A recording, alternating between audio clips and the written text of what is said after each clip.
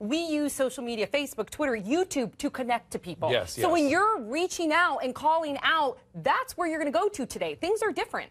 And that's where we need to monitor. And I know Facebook goes to great lengths to do so. They really have a nice monitoring system in place. I mean, they're quick to take down a boob shot, but then when somebody leaves up these type of photos, it takes them days. That's not okay in my book. We use Facebook as a way to help each other out. Because just like you guys said, we come out here and we're not well received. Where's the compassion for our heroes? Yes. We treat them like broken toys when they come back from the war. They've come from an environment where they've got to be on guard. Everything happens so fast. It's life or death. And then to try and reincorporate themselves back into society is a very difficult thing for them to do. I think they have a lot of trouble with that. And Bershawn, what they're doing is they have to give it up. They have to surrender to a process when they've been told never to surrender. There's a piece of this that is so interesting to me, and it's what we're really sort of slogging our way through tonight, which is how social media is going to work for us and or against us. I think it's going to be a double-edged sword. I think for the most part, once we learn how to use it and what the signs are and what to do when, whatever those signs are we're reading, I think it could be a really important tool in the future. Yes, there's going to be issues. It's a new medium. We're just learning about it. But I think it's something that's going to have a massive impact. I just read a medical article today who said that in mental health, it may be more important than any other health domain in terms of understanding and detecting problematic health issues. When I saw the video for the first time, it brought tears to my eyes. I didn't know what to do. When you see your son going through something like that, it's very frustrating. Here's the thing. What did this kid actually really do? He was in the bathroom for too long. Can you imagine how she reacts when a child actually really does test her patient? When I was exactly his age, I remember I was chasing somebody or chasing a group of people into the bathroom. Very similar with this kid. They were in the bathroom.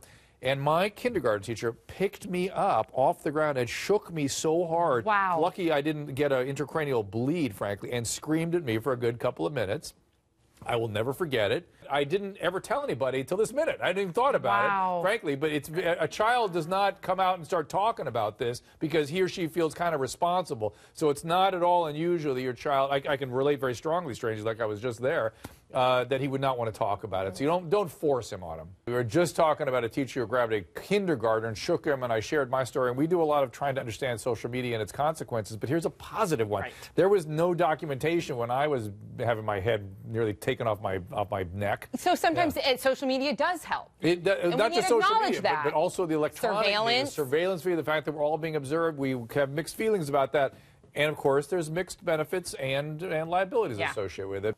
I've talked to several teachers prior to coming on today, and I asked them, do you get random drug tests? No. Have you ever been drug tested prior to getting the job? No. The only thing they do is fingerprint checks, make sure you don't have any type of severe criminal history, and you get the job. Random drug tests, you don't have this problem. Well, you can't punish all the good teachers that are actually out there with random That's drug not punishment. testing. No, I think they should be. Why is that punishing? Why is that not like saying get your blood pressure checked? Because Why I'm is that not on punishment? parole. I haven't done anything wrong. I shouldn't be treated like a criminal. I'm not Chris Wait Brown. a minute.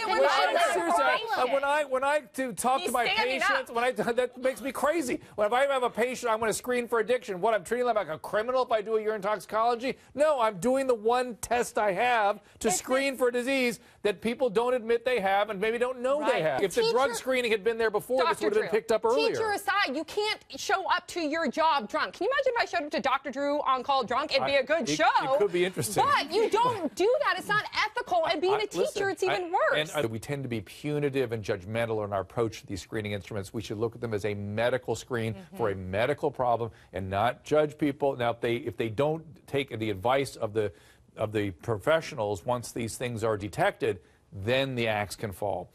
Well, the teacher trading sex for grades, or maybe Sam, he was just inspired. Maybe that's why. Maybe that's why the grades were so much better.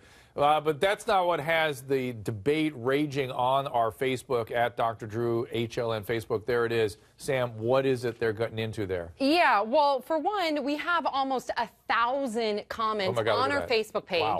And most people are in favor of the teacher. They do not think that this is rape. We are all on Facebook, on Twitter. So use social media as a tool, especially with friends or family members that you know are suffering from some sort of mental illness, because you can see their symptoms. Just just by paying attention. And it sounds kind of like, oh, I wouldn't know. You know. Yeah. You know when people are thinking bizarre things. If people start saying they have funny thoughts, people are beaming thoughts into their head, they're paranoid, go ahead and report that. Keep an eye on that. I'm just saying, it's maybe a really important tool in the future. Do not stigmatize people with with any sort of illness. We are biological beings. And as a result, we have a brain, we get brain disorders, we have a heart, we get heart disorders. It's just an organ in our body. And when it has a problem, when it has a disorder, the manifestations can be really unpleasant and can really disturb relationships and people's lives. It doesn't have to. We need people around the individual who may have distortions in what's happening to them to step in and support them and not deny it and not be ashamed of it. Take a look at this photo posted by model Erin Wasson. This picture got more than 5,000 likes on Instagram, but she's also getting criticism from her followers who are going off on the fact that she looks too skinny. I do get skinny shamed, and it makes you feel really bad about yourself. You know, I've been skinny my whole life. Apparently, Erin Wasson has been skinny her whole life, and she's been made fun of. I've been made fun of, called a scarecrow. Why did she put the Instagram picture That's my question. If she I'll be looking for your Instagram, whether Sam. We'll I would know. I'm just saying, if you feel like that you've been made fun of for being too skinny, why would you post a photo that doesn't look healthy? The fact is she knew exactly what Sam said, that picture looks like that. She put it on there. All these girls are there. I literally screenshotted a couple of the comments where, ooh, I want my right ribs to stick out like that. Oh, I want to look like that and tag their friends. I used to look at the inspo sites. I'm about to cry. Oh my God, I can't believe I'm about to cry on here. See? I used to look at the inspo sites, and I used to look at those sites, and I never wanted to be super scary skinny, but I've always wanted to be just better. I wish I could jump through the screen right now and talk to Vanessa. I'm going to start crying because I relate to you too. Of course, all women want to be thinner, of course, but it's not in this way, and you don't want to go looking at that thinspo stuff because it's the bottom line is it's negative, and we're all beautiful exactly how we are. Those of us that are in media have got to remember that the things we post and gram and talk about have consequence, have effect, and let's stay focused on doing good.